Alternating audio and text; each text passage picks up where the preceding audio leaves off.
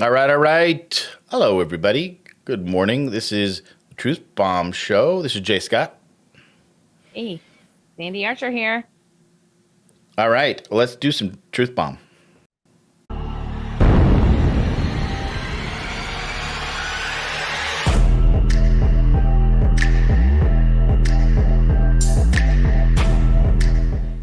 All right, welcome back. Welcome back, Sandy. Yay, welcome back. It feels like we've Welcome been back. gone forever. Yeah, we've had a little hiatus. It seems like it. How long? How long's it been? Well, a couple weeks, 3 weeks maybe since we've done a live, and then Three we weeks? Well, then we took a lot of time off. We were not doing lives. Now we're back to doing lives because, well, we love lives. We love you. We love everybody. Of lives. And we love to get feedback and say hi. And we love to have Yes. you say hi to us. So hi. Yes. So hi. Say hi. So hi. If you're here, please join in the conversation. Say what So- up. What's happening, peeps? You got your mugs? You got your mug up? I do. Oh, wait a minute. Oh my goodness. I wanted to show you. Ah. Okay, yes, I have my mug. But Wait, look. what? Wait, It's what? cool.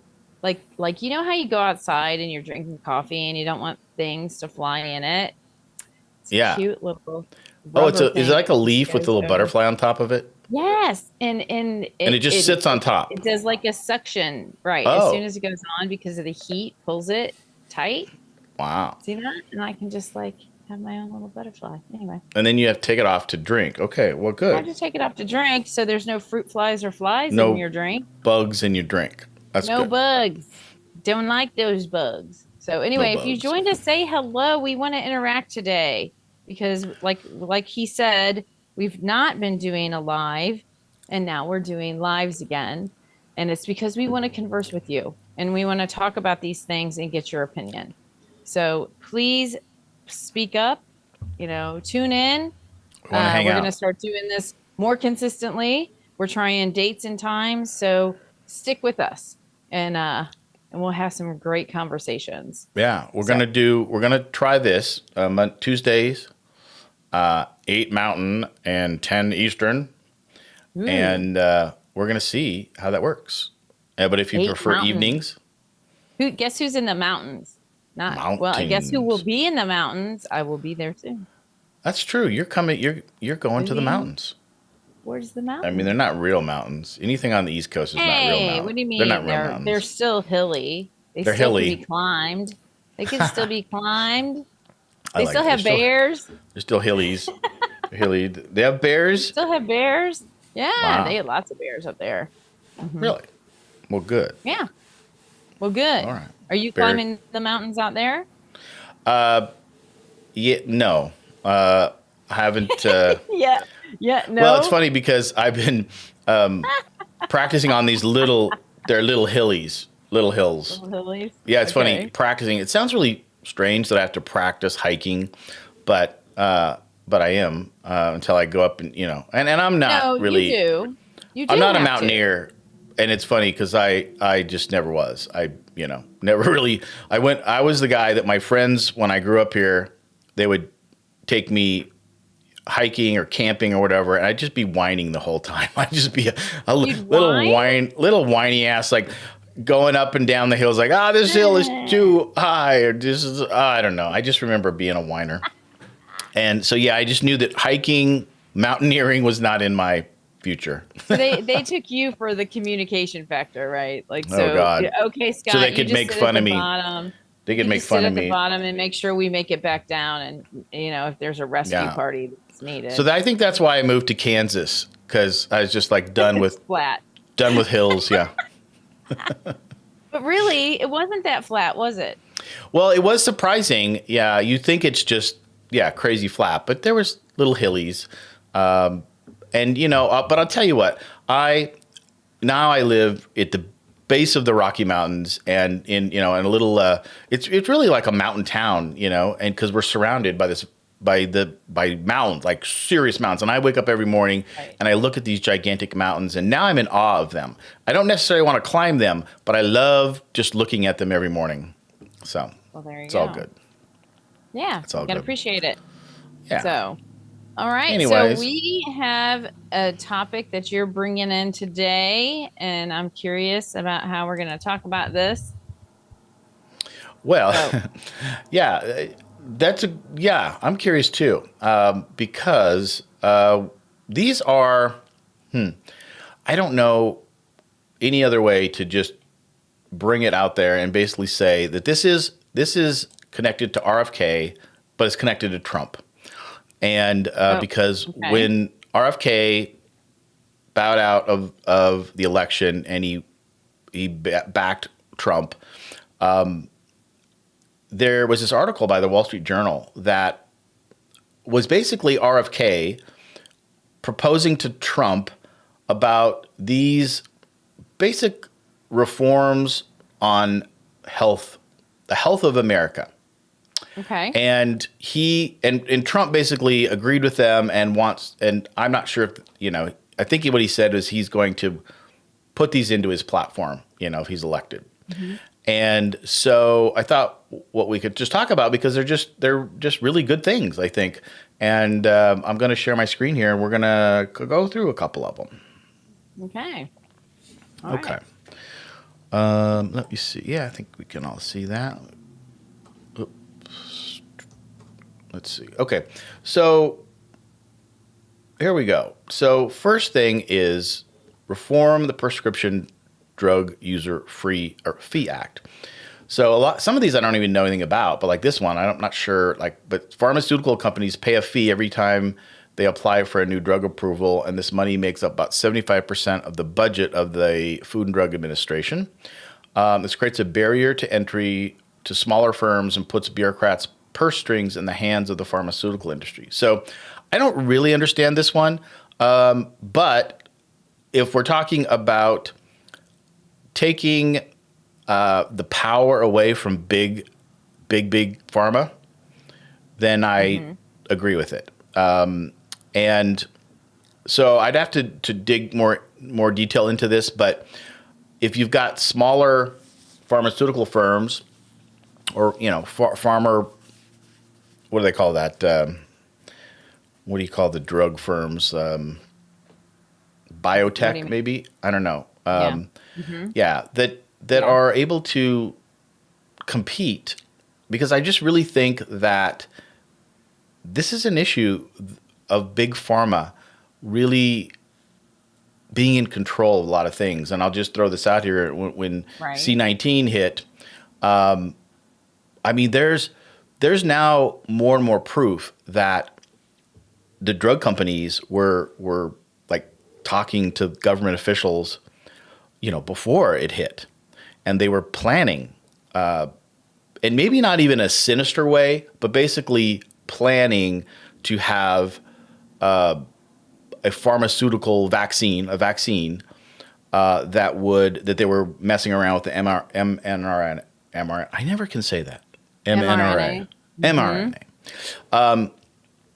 And then when C-19 hit, it was just like so convenient that, oh yeah, this is going to be, we're going to use this.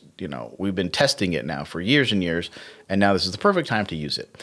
So without going down the conspiracy rabbit hole too much, there's a lot of power there with the big guys, Pfizer and Moderna and Johnson & Johnson.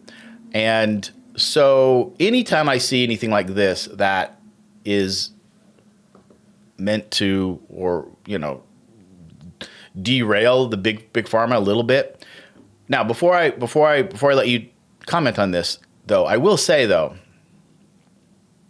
and this is a little bit of a dilemma for me, because I've had cancer and I had, powerful chemotherapy that totally cured me. And, I guess I thank God. I think that that was available. And for me, it worked. Right. Right. So I am a proponent personally on medicine, doctors, Right. and some of these drugs. But the things I've learned about C-19 and about the vaccine are unsettling. And so I don't know. That's where I stand. I'm just being honest. You know, I'm actually conflicted about this, but I'll just throw that out there. Well, okay, so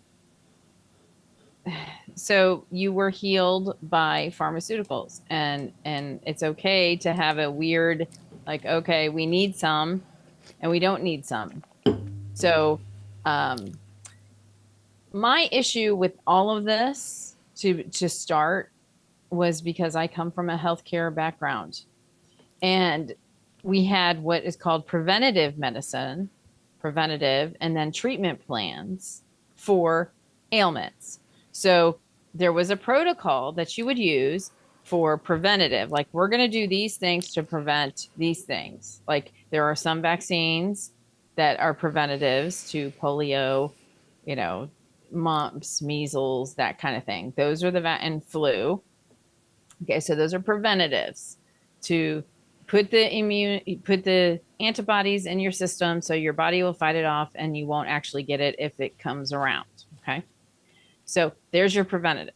Now, a treatment plan protocol is when somebody comes in, they have the flu.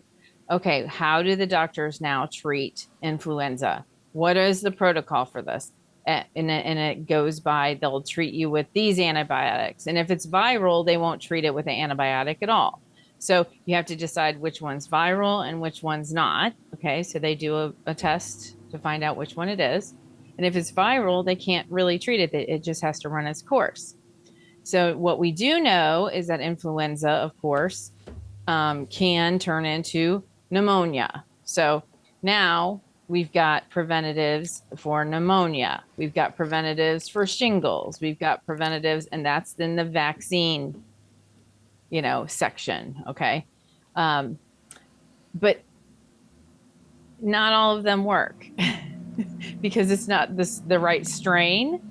And it does, some of them don't work. So C19, none of them worked. So I'm just saying, so the problem is that they tried to treat it with a preventative instead of with a treatment plan protocol, which the treatment plan protocol would be, hey, we're going to give you this. If this happens, if it progresses into pneumonia, this is how we're going to treat this. Yeah. And just to comment on that. So it's just, they did it in a weird way. Like all of us who are in healthcare went, why are they doing a preventative treatment instead of a treatment protocol? Well, and not only that, they vilified the treatment protocol, right? So I mean, like things like ivermectin, things like there was a couple other, and they basically, vilified it. And it's hard not to jump to the conclusion that, well, they were going to make a ton money on, the preventative on the vaccine. Right. And they were going to nobody's going to make a dime on ivermectin because it'd been around forever. That's why practitioners and those of us who are in the know of healthcare were like, why are they going in that direction versus this direction? And so dollar signs came to mind. Yeah. Follow the money. I mean, we're going to get a vaccine that's just going to obliterate this thing. Well, as we saw, there wasn't enough time. Like you couldn't do a double-blind study of the treatments, because all the pharmaceutical companies, they hit on and they started to mass produce these things that they didn't even do a double-blind study on, which is insane. Well, and the studies that they did, and this is all coming out now. It's all coming out. And what they did do is they did a lot of studies. Had a brain at the time was like that knows how healthcare works. Well, that's why. And they didn't. They just didn't tell us stuff too. They had done studies, right? So there were studies done, and they kept it from us. They kept a lot of the data. They lied. Bottom line is, they said that they were perfectly safe, and there were a lot of things that came up that we now know after the fact, that they knew a lot of these potential dangers and side effects. And they didn't tell us. So here is the problem. Now the governments around the world, it wasn't just our government. This is what it's crazy. I got in a little tussle with somebody,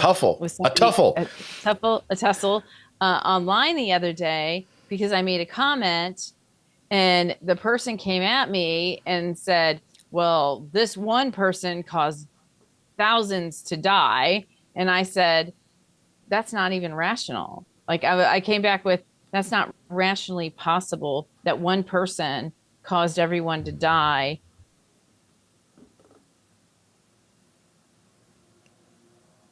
Uh-oh. Reason. You're back. But anyway, You're back. Anyway, so you know, I was just like, that's not even rational. Like you can't blame one person for the downfall of all of that. Like you can't, there's no one person that's responsible. It's What a about bunch one of bat? people. Can you It's blame a bat? Bunch of people are to blame for this, including our own government, including China, including, okay, so And there I'm may or may sorry. not have any bats involved. We don't don't. know. Hey, I like- Vincent, just saying hi to Vincent. Hey, Vincent. He's Show me the joined us. money. Show me the money, Vincent. Yeah.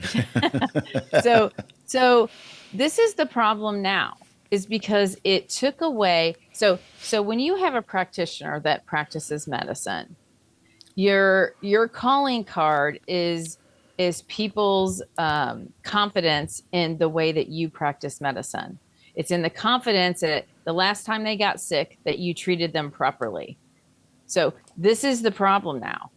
Like everyone has lost confidence in the healthcare system because of that.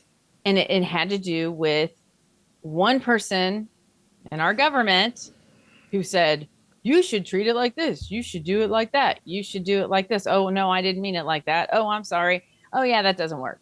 You know, Yeah. I mean, that is not how people, I mean, there is a reason it's called practicing medicine. And there is a reason it's called a practice, because you are practicing. And sorry, but the word speaks for itself. They are trying to figure out the best way to treat things. You know, in the olden days, when you had a town, you had one doctor, and you would come in and he would use an ointment, a tincture, whatever that he had that he thought might work. And sometimes it worked and sometimes it didn't. So Yeah. he was practicing medicine. He was practicing and he was writing it down going, okay, this worked. Maybe this will work for somebody else, blah, blah, blah. That's how this works, people. So unfortunately, you could go to school for 10 years, get your doctorate, become a doctor, and still not know everything about practicing medicine.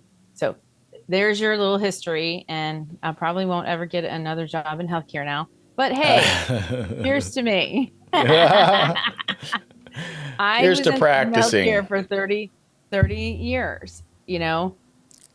And so, you know, you have to be your own, you have to make your own choices on all of this. Your own advocate. You have to do your own due diligence. You cannot just sit back and let medicine happen to you. You know, you have to be proactive. You have to be proactive in your own healthcare. So let's talk about some more of these, because they'll be related to that. The next one is prohibit members of the U.S. Department of Agriculture Dietary Guidelines Advisory Committee from making money from food and drug companies. Oh, does that sound radical, or maybe just like normal, like sense? 95% of the members of the USDA panel charged with most recently updating nutrition guidelines had conflicts of interest. This is from the same government that brought you a National Institutes of Health research finding that Lucky Charms are healthier than ground beef. What? So I don't know. That's funny too. Lucky Charms are healthier than ground beef. Well, really? I love the the old food triangle, right? I mean, you were in nutrition is one of your areas, right? And the old food triangle I got that to see had all of it. carbohydrates like Lucky Charms and sugar as the base of it. It was called My Plate. So the government issued this thing called My Plate on how many things you should have on your plate and what the portion sizes should They were be. your fist size of your fist, right? You So could it was a your plate, and it showed protein. you that you had more fruits and vegetables than you had protein and carbohydrates. So But you've obviously, seen the old pyramid though, where it had the carbohydrates old as one. the Oh yeah, largest one. Yeah. And and then fats, were vilified, and probably even in your day, where we know a lot more about healthy fats now. And anyways, so just another example, and this is one that's really it's pervasive, and it's really it's well, almost it defies logic, the fact that the people in government who are making decisions based on this are getting paid by these companies that well. I mean Can we lobbying and talk all about of this. Ozempic for a minute? Yeah, that's very Can we talk topical. about Ozempic for a minute? Or Ozempic the rest of them, has right? has okay. So Ozempic was always for diabetes. For I had patients that were diabetics. Some of them were on it, some of them weren't, and now they're prescribing it for everyone. There's a problem with that. There's a problem with that. It's There's a it's lot of causing problems with it. osteoporosis. It's The f- causing women's abdomens to freeze up, and that funny how you're not going to hear those accounts of things happening and things. It's insane. It's insane. Uh, People getting. I mean, before like me, I am not getting a shot. Like I don't want to put a shot in my abdomen. Thank you very much. I had to do it. My sister had to do it when she had to have, a blood clot, medication, but that was different. But to take a shot for weight loss every is week, you I think. are you that are you can you not control your dietary intake that much that you have to have a shot? Like And it's why? every week for the rest of your life, because It's insane. it You'll gain it doesn't. right back. Right, You'll as you gain it right stop, back. you gain it back. Now, again, there are variations. I've heard from healthcare practitioners that yeah, they're studying new ways that you wouldn't have to take it forever necessarily, but you'd still keep the weight off. But Right. ultimately, it's taking a shot for weight loss, and it's. I mean, but the thing is, Sandy. I mean, what's interesting is that Not society's been sustainable. clamoring It's for not a shot sustainable. or a pill to like lose weight. I mean, that's It's not like sustainable. yeah, but it's And what they're okay, so again, they're treating the side effects of what they're feeding us, exactly what you're about to talk about. oh yeah. They now Mm, are making, they're like, ooh, we can make money on this because we're already poisoning them and we're already making all their food inflammatory. We're already giving them all of these chemicals in these foods that is mm, going to cause their whole body digestion system to go crazy because it's not clean, natural food. yeah, So yeah, yeah. there it is in a nutshell. They are trying to make money off of what they're actually doing to our food system. So that's how they're doing it. I Like know. talk about control. I'm sorry. That's why we're the fattest country in the world, is that we Uh, don't eat clean, natural foods. I'll tell you. Well, Um, I've got a Vincent rant said on this. something, by the way. Vincent said the truth bomb is our disarray of divided of politics. There's no more united we stand. I mean, I Well, have to I'll just say, yeah, we're divided more. in politics. We're divided in a lot of ways, and I do think Yes. that Sandy and I were just talking about this. I think that we're all tired of it. We're tired of it. Fatigued. We're We're fatigued fatigued on of the all of this political talk. craziness, Yeah. and it's political, but it's even more than that. It's everything. Way more. Yeah, and Well, so that and, we and even exactly what we're talking about today. Like yeah. they are actually doing things in our environment and to our water systems and to our food systems that are causing these things to happen. Our side effects are obesity. Our side effects are um, diabetes. Our side effect. Okay, all of those things. All of those things. Now there are people that have diabetes. There's different types that they get it. Just because their insulin cannot be regulated. Now that is a truth. That's not something from what they're eating, but I've the other I've type been is I've been doing I've been learning a lot about the science. Just a little side note personally, and Sandy knows this and cautioned me not to go on the ketogenic diet, like go too hard. But I've been on the ketogenic diet now for over 2 months, and I'm following a doctor's protocol, and I've learned so much about insulin and about sugars or whatever.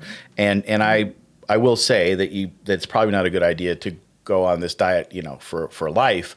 But the doctor that I'm following, she cured her mother of cancer, and there is a lot of studies about the ketogenic diet and ketones and ketosis with cancer and some diseases. But the bottom line there is kind of what you were saying is the foods that we eat that are really promoted, that are simple, that are cheap, are all inflammatory, and they really spike our insulin. And so what I had to do, or what I'm still in the process of doing, is literally changing over my chemistry from burning sugar, which is carbohydrates and anything with sugar in it, to burning fat for fuel. And it's amazing that our bodies can do that. But, it knows that if it's going to starve, that it's got to figure out a way to burn whatever it has, which is fat usually, for a fuel to sustain. But if we have sugar, it's a easier, less efficient, but easier fuel. So our brains, our bodies will burn sugar. And if we got carbohydrates and sugar in there, it'll burn that all day long. And yet it isn't as efficient as fat. So when fat is turned into ketones, and ketones then are used as the fuel for our body, it's actually a much better efficient fuel. Like inflammation goes away, our brain fog goes away. It's a fuel that our body loves, these ketones. Yeah. But we have been on a carbohydrate diet for centuries, because I kept thinking, why were our bodies created like that? Well, I don't think they were. Back in the caveman day, when it was mostly carnivore, there was no carbohydrate mostly. And then when we learned to farm and we created wheat and corn and all this kind of stuff, we thought, oh, this is great. But in reality, it really harmed us as our humans and how we process food.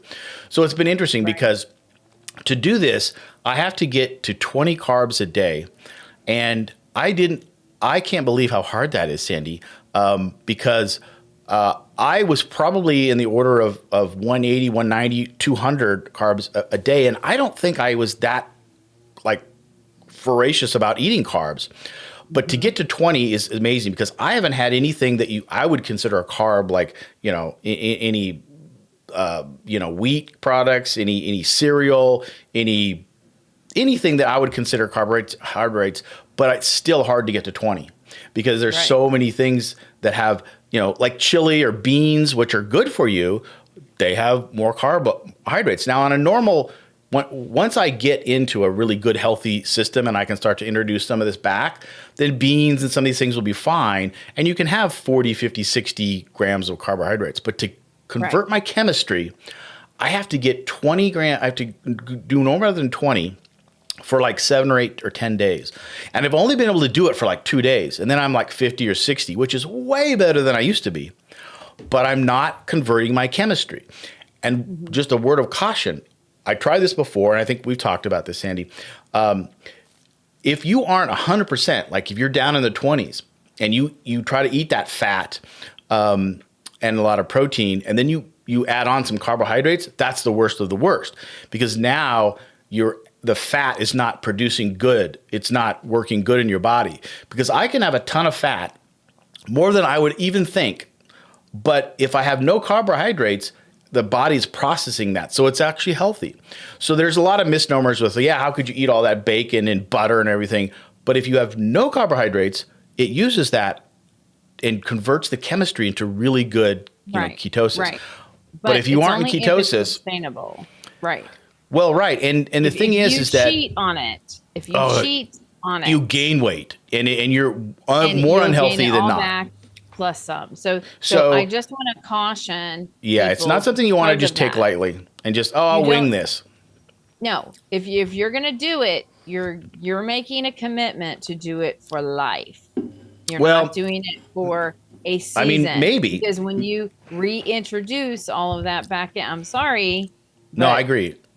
And the thing is you that, have to really commit to that as your new lifestyle. and it really Instead is of saying crazy. this is my diet or this is a diet, you say this is my new healthy lifestyle. Period. And if you put a blanket on that, that helps you to get through it and say, okay, this is the way I'm going to eat the rest of my life. No cake, no cookies, no none of that stuff. And the There's thing a is lot of that things that are I don't. keto now. Like they That's have true. made a lot of things that are keto that are and then a lot of people have gluten allergies. Okay, why is that?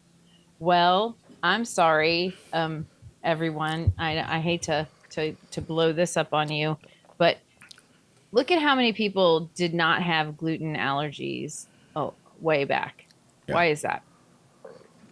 It's because that a company didn't come in and and give you a hybrid seed.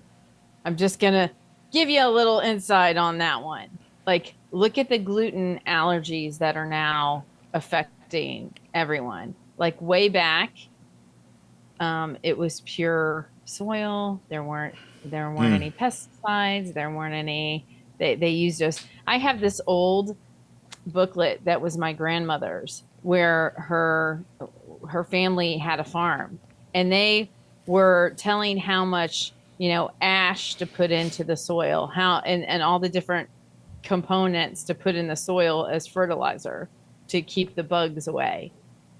So they were already in the early, in the 1800s to the 1900s, they were already trying to figure out how to do all of that to mass produce crops.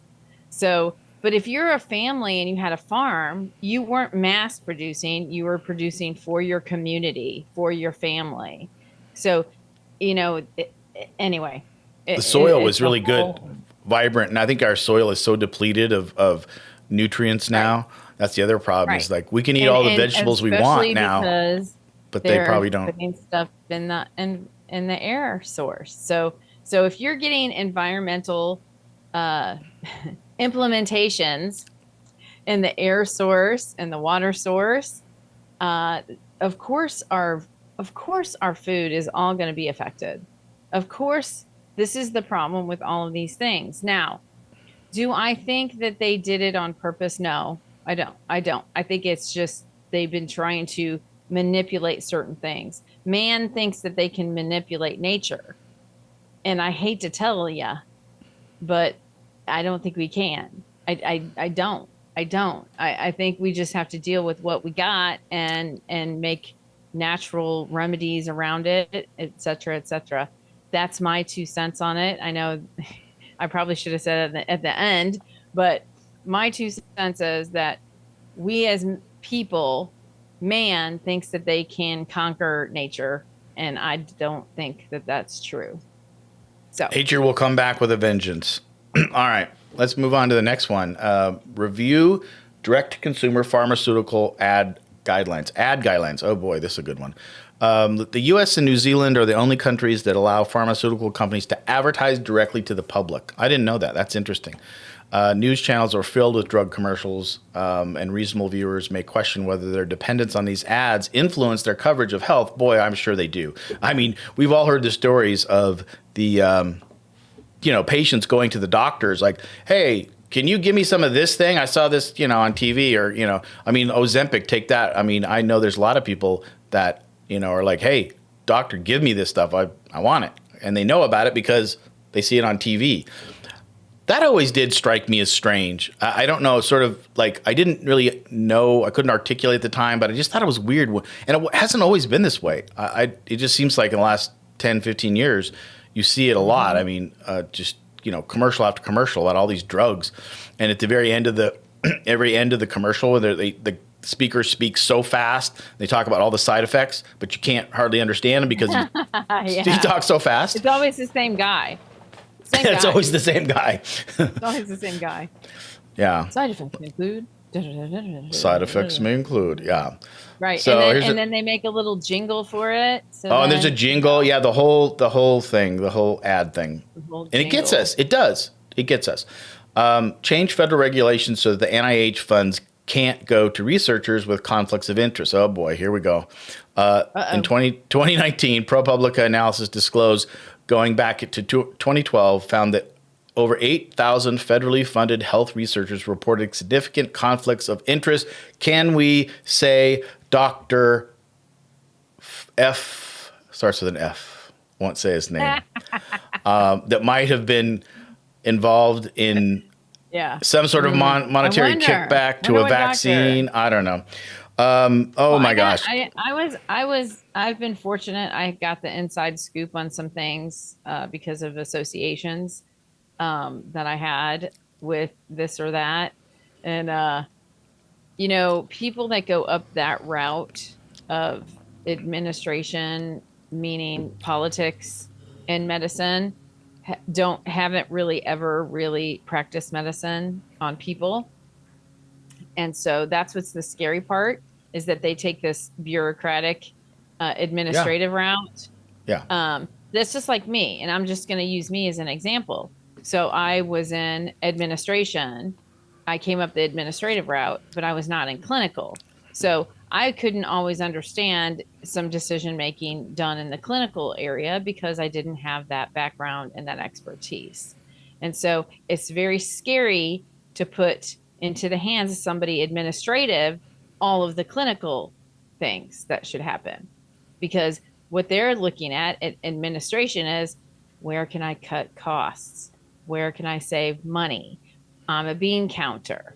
I'm gonna, reduce staffing. I'm gonna reduce the budget, not as much as I'm practicing medicine on people, and this is what's gonna benefit their health.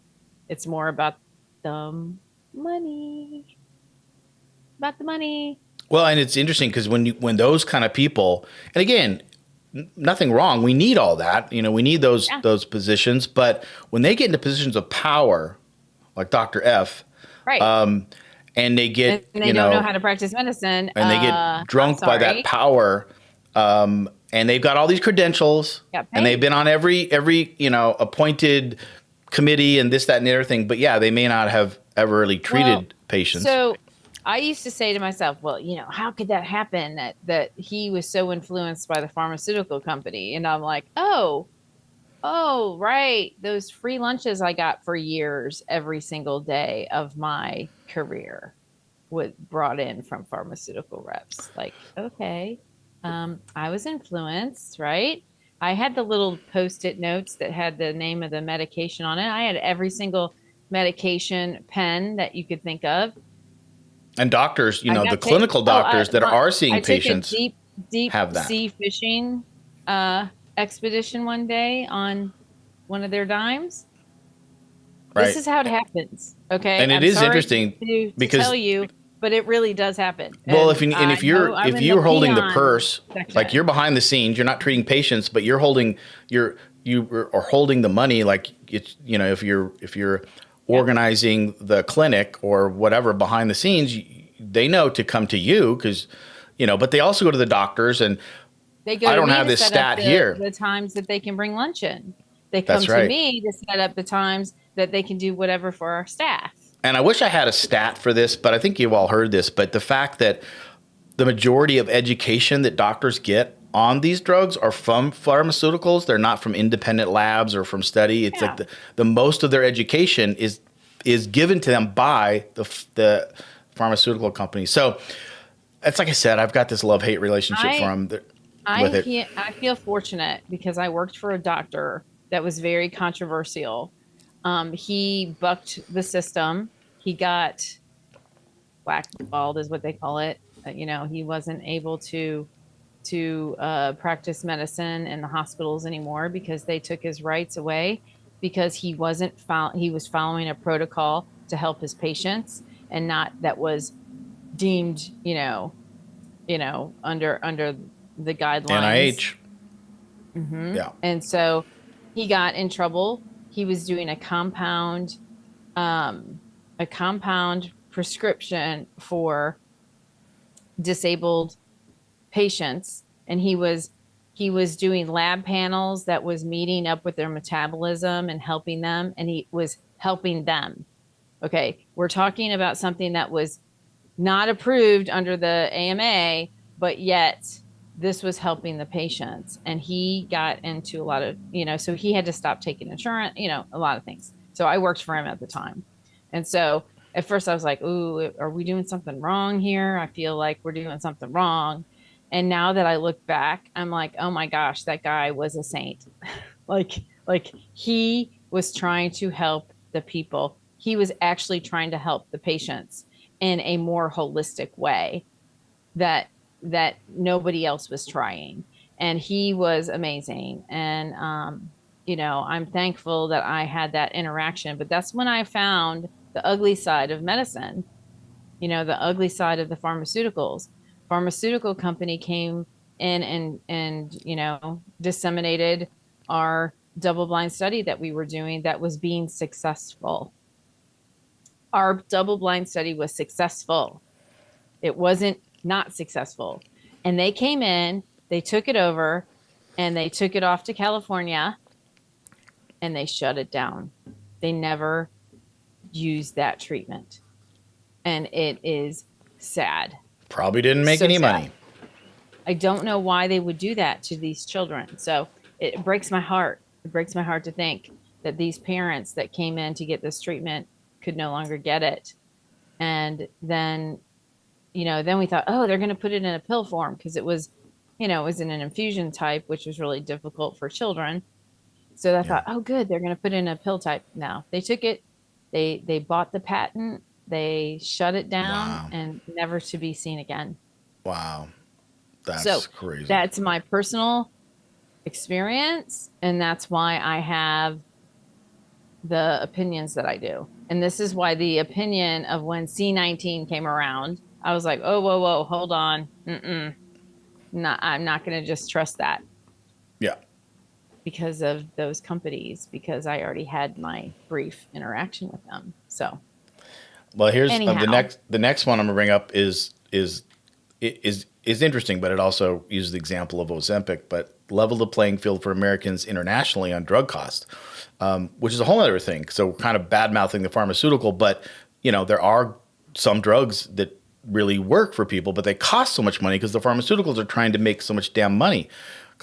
In Germany, it costs less than a tenth of what it does in the U.S. for Ozempic.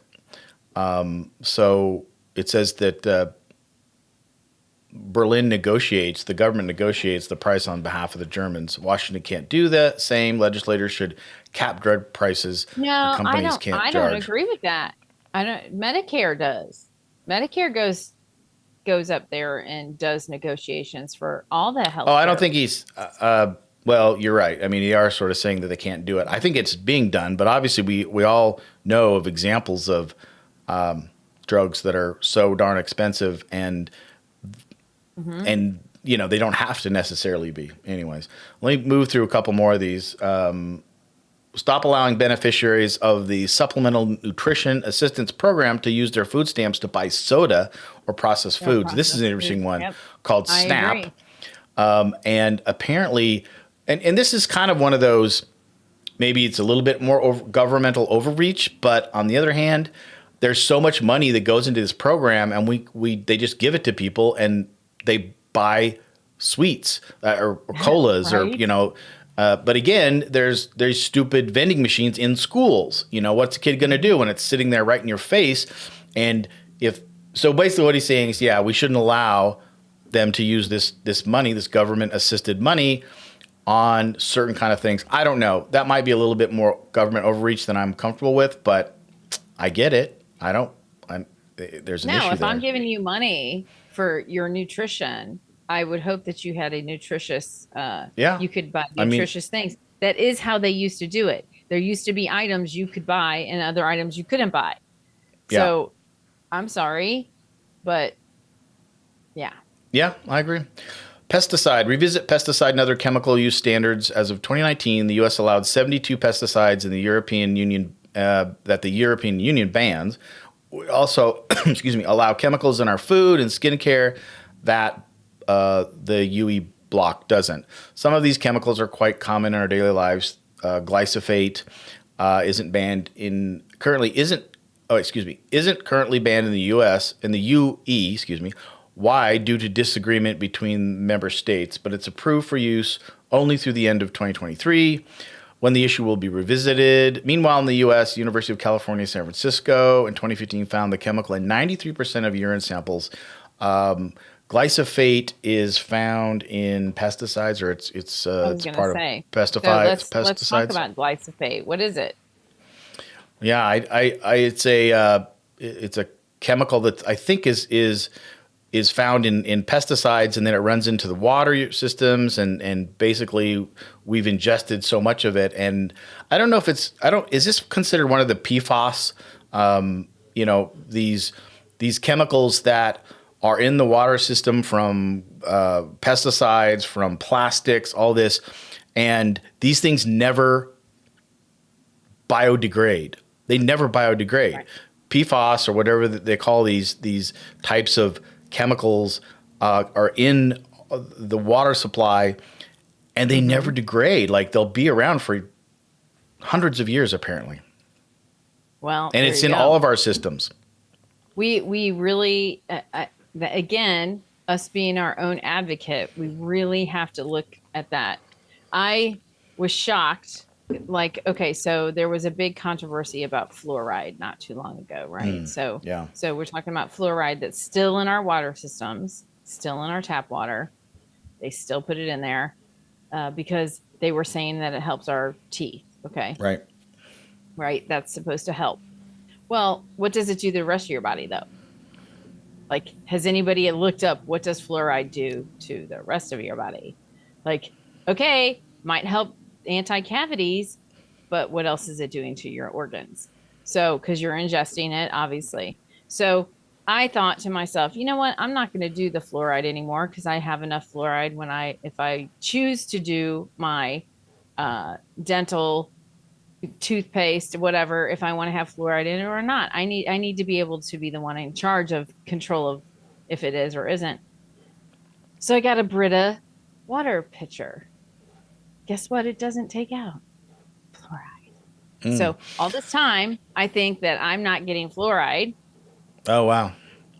And the whole time, a Brita does not get rid of fluoride. You know, when I gave up fluoride in my toothpaste, I had to, and I don't know this for a fact, but when I looked on the shelf, all the Crest and the Colgates and that kind of stuff, it was hard to find. And I couldn't find it without you can't without it. You have to fluoride. go to a private company. So I went I go to I found these other brands, but that just kind of shows you. Yeah, Melaleuca has a non-fluoride toothpaste. I like Melaleuca. I used it for years. I mean, there's different, there are different ones, but I had to go to a health food store to find it.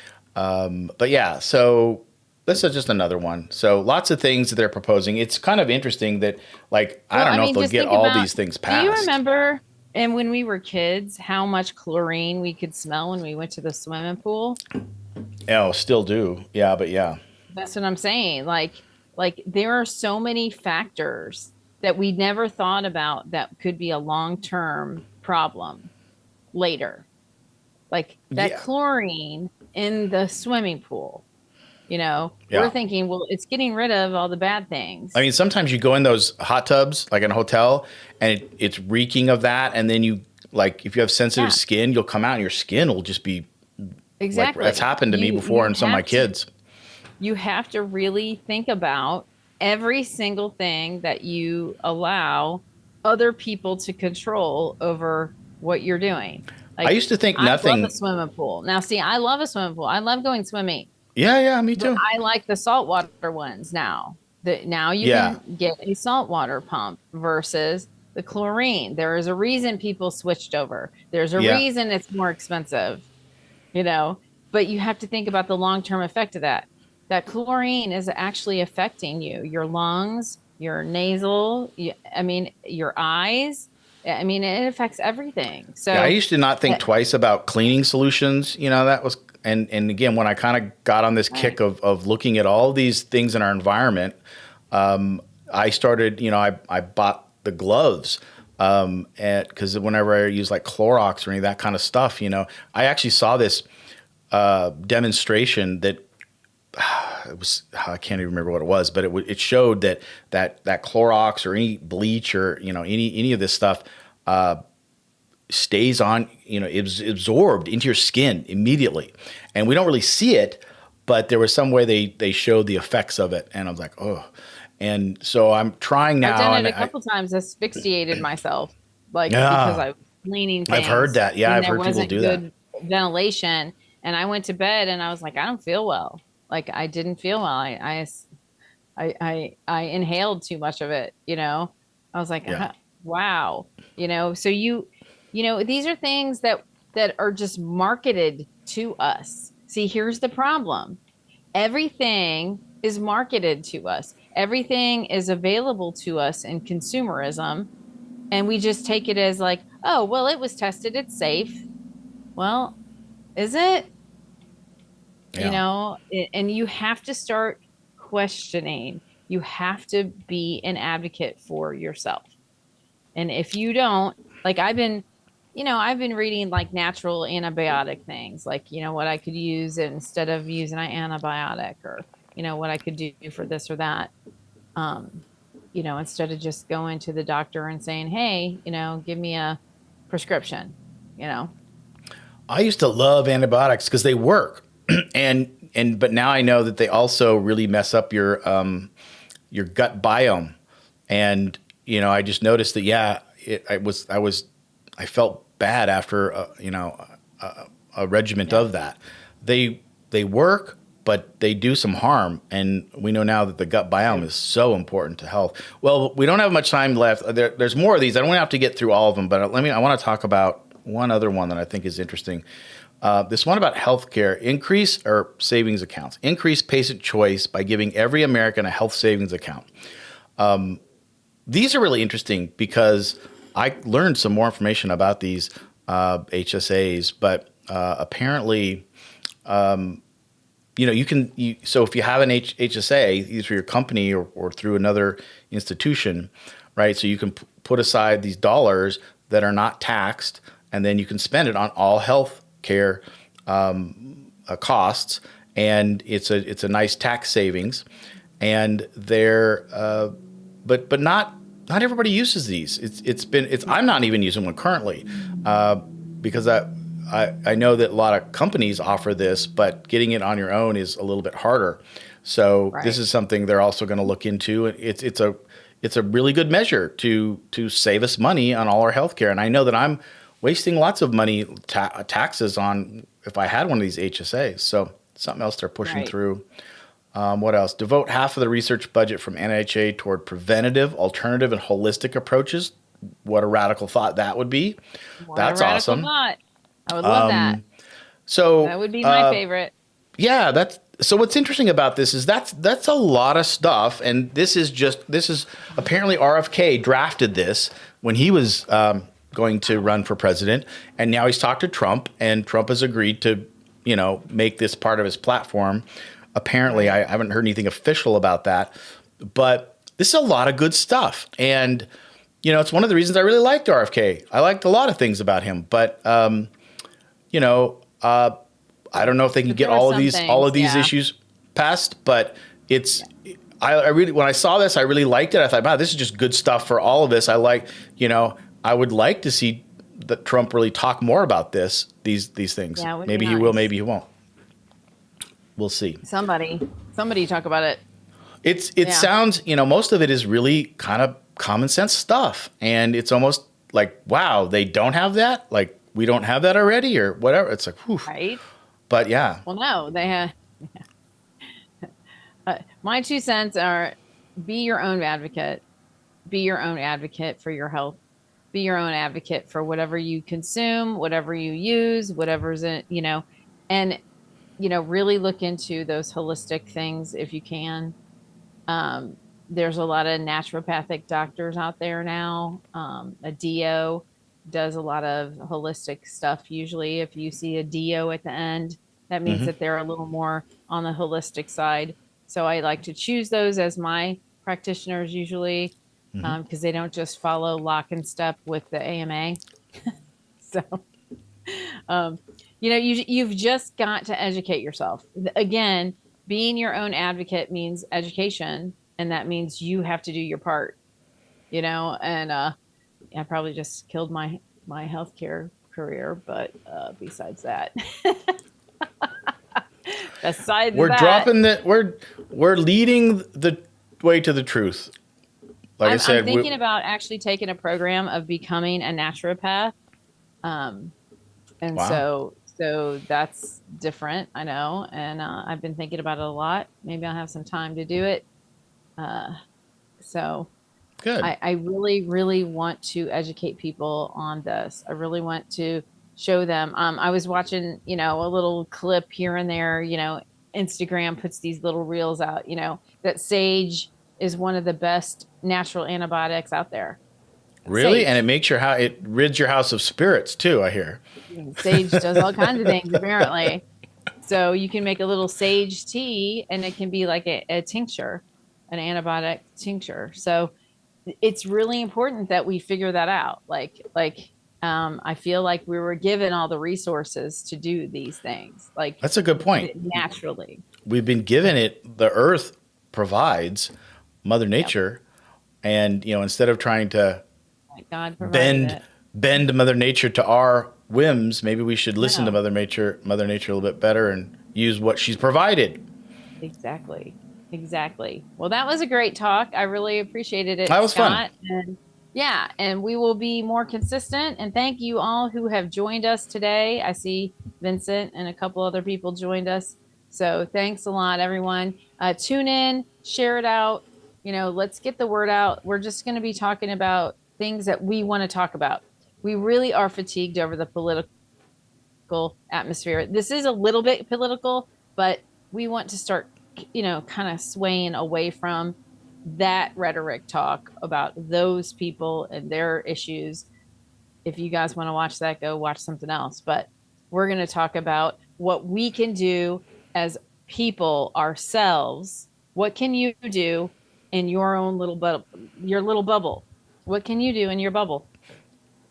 Yeah, and let us know. We want to, we'll talk about what you guys want to talk about. And so send us some topics. Yeah. All right, everybody. Well, thanks for tuning in. Everybody. And we'll see you next week on Some Truth Bomb.